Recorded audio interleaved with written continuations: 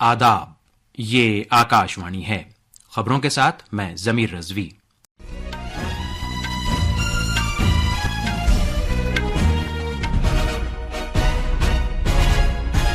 جموں کشمیر میں اسمبلی انتخابات کے دوسرے مرحلے کے تحت دوپہر 1 بجے تک 36.93% ووٹنگ درج کی گئی۔ ہریانہ اسمبلی انتخابات کے لیے انتخابی مہم تیز ہو گئی ہے۔ وزیر اعظم اور بی جے پی کے سینئر رہنما نریندر مودی نے سونی پت ضلع کے گوہانا میں ایک ریلی سے خطاب کیا۔ وزیر اعظم نے میک ان انڈیا پہل کے 10 سال مکمل ہونے پر اس کی ستائش کی ہے۔ انہوں نے ہر ممکن طریقے سے اس کی حوصلہ افزائی کرنے کی حکومت کے عزم کو دہرایا۔ بھارت ایشیا پاور انڈیکس میں جاپان کو پیچھے چھوڑتے ہوئے ایشیا کا تیسرا سب سے طاقتور ملک بن گیا ہے۔ سپریم کورٹ نے جج صاحبان نے ایسی رائے زنی سے پرہیز کرنے کو کہا ہے جو خواتین کے خلاف توہین آمیز اور کسی فرقے کے بارے میں پہلے سے رائے قائم کرنے والی ہو۔ اور بھارتی محکمہ موسمیات نے آئندہ 3 دنوں کے دوران کوکن، گوا، مدھیہ مہاراشٹر، گجرات اور مدھیہ پردیش میں شدید بارش کی پیش گوئی کی ہے۔ اب خبریں تفصیل سے۔ جموں کشمیر اسمبلی انتخابات کے دوسرے مرحلے کے تحت دوپہر 1 بجے تک 36.93% پولنگ ریکارڈ کی گئی۔ ہمارے نمائندے نے خبر دی ہے کہ اپنے حق رائے دہی کے استعمال کے لیے پولنگ مراکز کے باہر پرجوش ووٹرز کی لمبی قطاریں دیکھی گئیں۔ مرکز کے زیر انتظام علاقے کے 6 ضلعوں کے 26 اسمبلی حلقوں میں صبح 7 بجے سے ووٹ ڈالے جا رہے ہیں۔ اس دوران سیکیورٹی کے پختہ انتظامات کیے گئے ہیں۔ دوسرے مرحلے میں قریب 25,78,000 رائے دہندگان 239 امیدواروں کی قسمت کا فیصلہ کریں گے۔ انتخابی کمیشن نے آزادانہ اور منصفانہ انتخابات کو خوش اسلوبی سے کروانے کے لیے معقول انتظامات کیے ہیں۔ مرکز کے زیر انتظام علاقے جموں کشمیر میں اسمبلی انتخابات 3 مرحلوں میں کرائے جا رہے ہیں۔ 18 ستمبر کو ہوئے پہلے مرحلے میں 61% سے زیادہ پولنگ درج کی گئی۔ تیسرے مرحلے کے تحت 1 اکتوبر کو 40 اسمبلی حلقوں میں پولنگ ہوگی۔ ووٹوں کی گنتی 8 اکتوبر کو ہوگی۔ دوسرے مرحلے کے اسمبلی انتخابات کی پولنگ کی شروعات کے موقع پر وزیر اعظم نریندر مودی نے رائے دہندگان سے ووٹ ڈالنے اور جمہوریت کو مستحکم کرنے میں اہم کردار نبھانے کی اپیل کی۔ سوشل میڈیا پوسٹ میں وزیر اعظم نے پہلی بار اپنے حق رائے دہی کا استعمال کرنے والے نوجوان ووٹروں کو بھی مبارکباد پیش کی۔ 15 ملکوں کے اعلیٰ سفارتکاروں کا ایک اعلیٰ سطحی وفد جموں کشمیر میں جاری اسمبلی انتخابات کا مشاہدہ کرنے کے لیے آج وہاں کا دورہ کر رہا ہے۔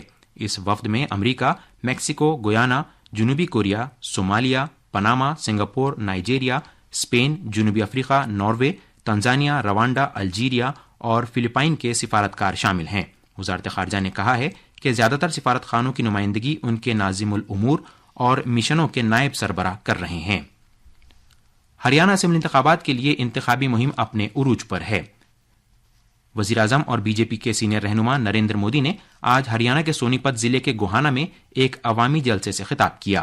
جناب مودی نے الزام لگایا کہ ہریانہ میں کانگریس کے اقتدار کے دوران بدعنوانی عام رہی۔ انہوں نے کہا کہ سرکاری نوکریاں پیسوں کے عوض دی جا رہی ہیں۔ اس سے قبل سوشل میڈیا کی ایک پوسٹ میں وزیر اعظم نے کہا کہ ہریانہ کے لوگوں نے بھارتیہ جنتا پارٹی کو مکمل طور پر کامیاب بنانے کا ذہن بنا لیا ہے۔ انہوں نے کہا کہ جمہوریت کے جشن کی خاطر ماحول پرجوش ہے۔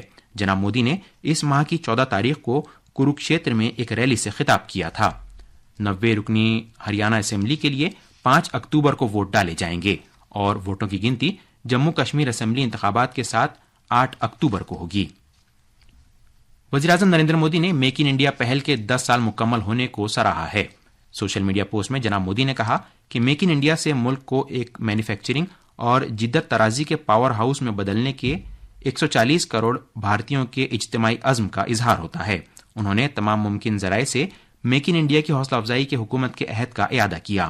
جناب مودی نے کہا کہ یہ بات قابل غور ہے کہ کس طرح مختلف شعبوں میں برآمدات میں اضافہ ہوا ہے اور صلاحیت سازی کی گئی ہے، جس سے معیشت مستحکم ہوئی ہے۔ انہوں نے ان تمام لوگوں کو سراہا جو اس تحریک کو کامیاب بنانے کے لیے گزشتہ 1 دہائی سے انتھک کوششیں کر رہے ہیں۔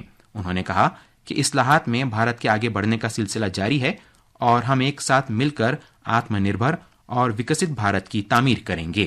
حکومت کی اہم پہل میک ان انڈیا کے آج 10 سال مکمل ہو گئے ہیں۔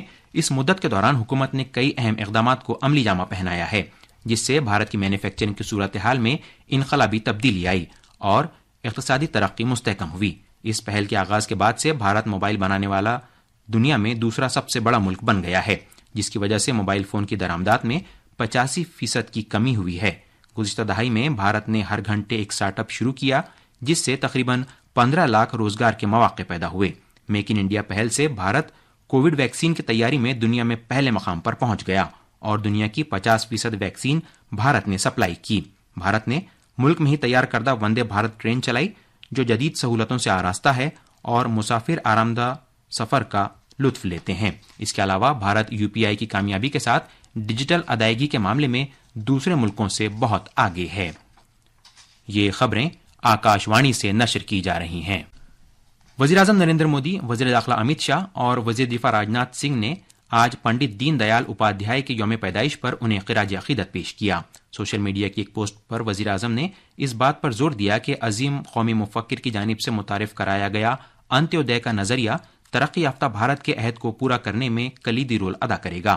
جناب مودی نے کہا کہ پنڈت دین دیال اپادھیائے کے خود کو وقف کرنے اور خدمت کے جذبے کو ملک ہمیشہ یاد رکھے گا۔ وزیر داخلہ نے پنڈت دین دیال کو محب وطن، انسانیت کا علمبردار اور ایک عظیم سیاسی مفکر قرار دیتے ہوئے کہا کہ انتیودے کے ان کے نظریے نے سماجی ہم آہنگی کو مضبوطی فراہم کی ہے۔ جناب شاہ نے مزید کہا کہ پنڈت دین دیال نے گوناگونیت پر مبنی وطن پرستی کے جن اصولوں کی وکالت کی، ان کے تحت وزیر اعظم مودی اس بات کو یقینی بنا رہے ہیں کہ سرکاری اسکیموں کا فائدہ ہر کسی تک پہنچے۔ اس دوران وزیر دفاع نے کہا کہ پنڈت دین دیال نے نہ صرف بھارت بلکہ دنیا بھر کے لیے ایک نیا اقتصادی فلسفہ پیش کیا اور سیاست میں شفافیت کی مثال قائم کی۔ بھارت ایشیا پاور انڈیکس میں جاپان کو پیچھے چھوڑتے ہوئے ایشیا میں تیسرا سب سے طاقتور ملک بن گیا ہے۔ 2024 کی ایشیا پاور انڈیکس رپورٹ میں کہا گیا ہے کہ کووڈ کے بعد مضبوط اقتصادی نشوونما کے سبب بھارت کی اقتصادی صلاحیت میں 4.2 پوائنٹس کا اضافہ ہوا ہے۔ رپورٹ میں اس بات کو بھی اجاگر کیا گیا کہ بھارت نے سبھی وسائل کو بروئے کار لاتے ہوئے دیگر اقدامات، خاص طور سے مستقبل کے وسائل میں اچھی کارکردگی دکھائی ہے، جہاں اس کے اسکور میں 8.2 پوائنٹ کا اضافہ ہوا ہے۔ ایشیا پاور انڈیکس میں بھارت کے سفارتی اثر و رسوخ میں بھی اضافہ ہوا ہے۔ سپریم کورٹ نے خبردار کیا ہے کہ جج صاحبان کو ایسے تبصروں سے گریز کرنا چاہیے جو خواتین کے لیے توہین آمیز ہوں اور کسی فرقے کے بارے میں پہلے سے رائے قائم کرنے والے ہوں۔ بھارت کے chief justice DY Chandrachud, justice Sanjiv Khanna, justice BR Gavai, justice Surya Kant اور جسٹس ہریکیش رائے پر مشتمل 5 ججوں کی ایک بینچ اپنے طور پر اس معاملے کی سماعت کر رہی تھی، جو سماعت کے دوران کرناٹک ہائی کورٹ کے ایک جج کی جانب سے کیے گئے متنازعہ تبصروں کی وائرل ہونے کی کلپنگ سے متعلق تھی۔ عدالت نے جج صاحبان کی جانب سے تحمل برتے جانے کی ضرورت پر زور دیا، خاص طور سے الیکٹرانک میڈیا کے اس دور میں جہاں عدالت کی کارروائی کی بڑے پیمانے پر رپورٹنگ ہوتی ہے۔ عدالت نے ایک صنف اور فرقے کے خلاف جج کی جانب سے کیے گئے تبصرے پر اپنی ناپسندیدگی کا اظہار کیا۔ بینچ نے اپنے حکم میں اس بات پر زور دیا کہ غیر جانبداری اور انصاف فیصلے کی روح اور جان ہوتی ہیں۔ بینچ نے یاد دلایا کہ جج صاحبان کو صرف ان اقدار سے رہنمائی حاصل کرنی چاہیے جو آئین میں درج ہوں۔ بھارتی محکمہ موسمیات نے کوکن خطے، گوا، وسطی مہاراشٹر، گجرات اور مدھیہ پردیش میں ہفتے کے روز تک موسلادھار بارش کی پیش گوئی کی ہے۔ محکمہ موسمیات نے ساحلی اور اندرونی کرناٹک اور ودربھ میں بھی شدید سے شدید ترین بارش کی پیش گوئی کی ہے۔ آسام، میگھالیہ، اروناچل پردیش، ذیلی ہمالیائی مغربی بنگال اور سکم میں کل تک موسلادھار بارش کا امکان ہے۔ اور آخر میں خاص خبریں ایک بار پھر۔ جموں کشمیر میں اسمبلی انتخابات کے دوسرے مرحلے کے تحت 1 بجے تک 36.93% ووٹنگ درج کی گئی۔ ہریانہ اسمبلی انتخابات کے لیے انتخابی مہم تیز ہو گئی ہے۔ وزیر اعظم اور BJP کے سینئر رہنما نریندر مودی نے سونی پت ضلع کے گوہانا میں ایک ریلی سے خطاب کیا۔ وزیر اعظم نے میک ان انڈیا پہل کے 10 سال مکمل ہونے پر اس کی ستائش کی ہے۔ انہوں نے ہر ممکن طریقے سے اس کی حوصلہ افزائی کی خاطر حکومت کے عزم کو دہرایا ہے۔ بھارت ایشیا پاور انڈیکس میں جاپان کو پیچھے چھوڑتے ہوئے ایشیا کا تیسرا سب سے طاقتور ملک بن گیا ہے۔ سپریم کورٹ نے جج صاحبان سے ایسی رائے زنی سے پرہیز کرنے کو کہا ہے جو خواتین کے خلاف توہین آمیز اور کسی فرقے کے بارے میں پہلے سے رائے قائم کرنے والی ہو۔ اور بھارتی محکمہ موسمیات نے آئندہ 3 دنوں کے دوران کوکن، گوا، وسطی مہاراشٹر، گجرات اور مدھیہ پردیش میں شدید بارش کی پیش گوئی کی ہے۔ اس کے ساتھ ہی آکاشوانی سے خبروں کا یہ بلیٹن ختم ہوا۔